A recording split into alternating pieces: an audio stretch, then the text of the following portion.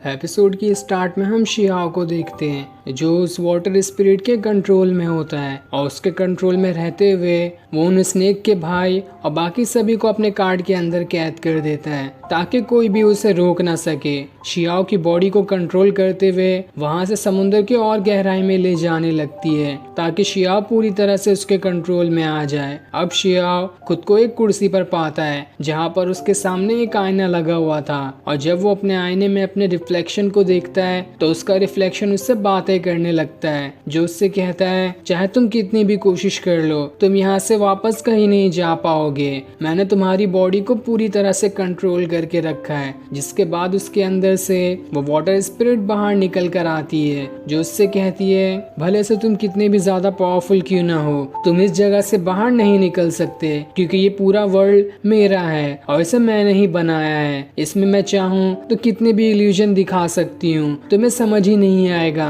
कि कौन सी रियलिटी है और कौन सी इल्यूजन वाली दुनिया है। तुम इसी में कंफ्यूज होकर रह जाओगे। जिसके बाद वो उस जगह को तोड़ते हुए वहां से शियाओ को नीचे डालने लगती है और जैसे जैसे शियाओ नीचे गिरता है वो दोबारा से उसी जगह पर पहुंच जाता है जहां उसके सामने आईना लगा हुआ था। ये देखकर शियाओ हैरान रह जाता है कि अभी तो मैं यहीं पर था और वहां से नीचे गिरने के बाद दोबारा मैं इसी जगह पर कैसे आ गया। तब वो वाटर स्पिरिट उससे कहती है ये एक लेवल की तरह है, तुम जितना ही नीचे जाते जाओगे उतना ही लेवल तुम्हारा कम होता जाएगा और जब तुम आखिरी लेवल पर पहुंचोगे तब तुम किसी काम के नहीं रहोगे और तुम्हारी सारी की सारी पावर्स मेरे पास आ जाएगी। ये सुनकर शियाओ एकदम घबरा जाता है और फिर वो वाटर स्पिरिट उसे उठाकर वहां से इधर उधर फेंकना शुरू कर देती है। दूसरी तरफ हम लिंग फेंग और बाकियों को देखते हैं जो सभी आगे बढ़ रहे होते हैं लेकिन तभी लिंग फेंग का खुद पर से कंट्रोल खोने लगता है और फिर वो वहीं पर बेहोश हो जाता है। ये देखकर बाकी लोग हैरान होते हैं कि अचानक से लिंग फेंग को क्या हो गया। अब लिंग फेंग खुद को एक अलग ही जगह पर पाता है जहाँ उसके सामने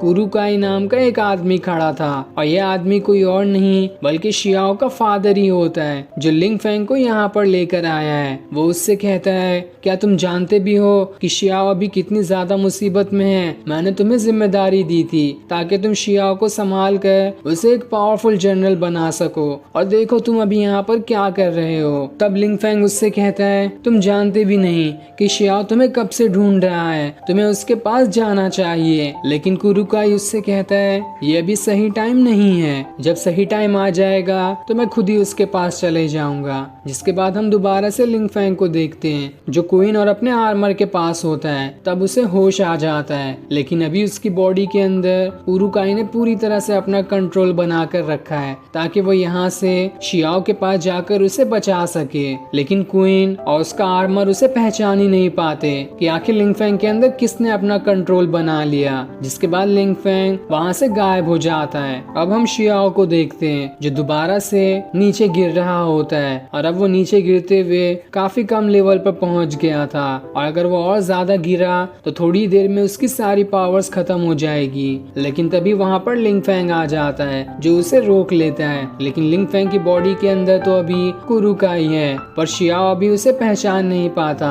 कि उसके सामने जो लिंग फेंग है उसके अंदर उसके फादर की ही स्पिरिट है। तब लिंग फेंग उससे कहता है मैंने तुम्हें कितनी दिनों बाद देखा, तुम बहुत बड़े हो चुके हो। लेकिन उनकी ये बातें चल ही रही होती है कि तभी वहाँ पर वो वाटर स्पिरिट आ जाती है जो लिंग फेंग से कहती है आखिर तुम हो कौन और मेरे वर्ल्ड में आने की तुम्हारी हिम्मत कैसे हुई। जिसके बाद वो उसके ऊपर अटैक करने लगती है लेकिन लिंग फेंग उसे वहां से दूर फेंक देता है और अपने एक कार्ड की मदद से ऐसा अटैक करता है कि उस वाटर स्पिरिट का पूरा वर्ल्ड कांच की तरह टूटने लगता है। लेकिन तब वो वाटर स्पिरिट उससे कहती है तुम कुछ भी कर लो लेकिन ये वर्ल्ड को तुम तोड़ ही नहीं पाओगे क्योंकि इसके लाखों लेयर्स हैं और सभी को तोड़ना आसान काम नहीं होगा। जिसके बाद वो शियाओ की बॉडी में दोबारा से अपना कंट्रोल बना लेती है इसलिए शियाओ अपनी स्वॉर्ड निकाल लेता है ताकि लिंग फेंग से लड़ सके और फिर देखते ही देखते दोनों के बीच बीच काफी जबरदस्त फाइट शुरू हो जाती है। लिंग फेंग बहुत कोशिश कर रहा होता है ताकि वो शियाओ को एक भी चोट ना लगा पाए, लेकिन शियाओ तो अपनी पूरी ताकत के साथ उस पर अटैक करना शुरू कर देता है क्योंकि वो अभी वाटर स्पिरिट के कंट्रोल में है। तब लिंग फेंग कुछ सोचता है और सीधा अपनी स्वॉर्ड लिए शियाओ के अंदर ही घुसा देता है, जिस वजह से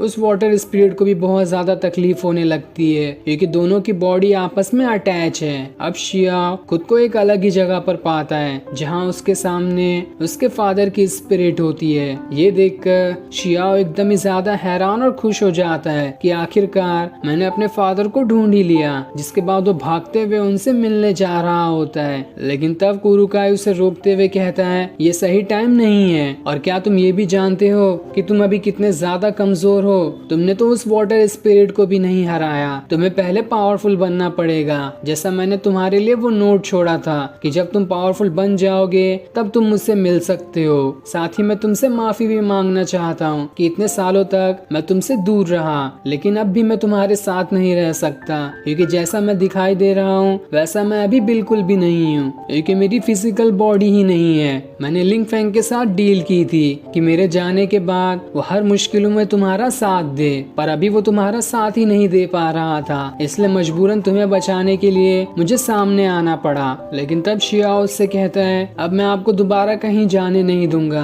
मैं हमेशा आपके साथ ही रहूंगा और आपकी तरफ होकर हर लड़ाई लड़ूंगा। लेकिन तब कुरुकाई उससे कहता है ये अभी सही टाइम नहीं है, तुम एक बार बस पावरफुल बन जाओ तब तुम उन सारे दुश्मनों को हरा सकते हो। जिसके बाद कुरुकाई वहाँ से गायब हो जाता है और फिर शियाओ अपने आप को उसी वाटर स्पिरिट के वर्ल्ड में पाता है जहाँ वो उस वाटर स्पिरिट को बहुत ज्यादा मारने लगता है और उससे कहता है मुझे इस वर्ल्ड से बाहर निकालो वरना तुम्हारे लिए अच्छा नहीं होगा।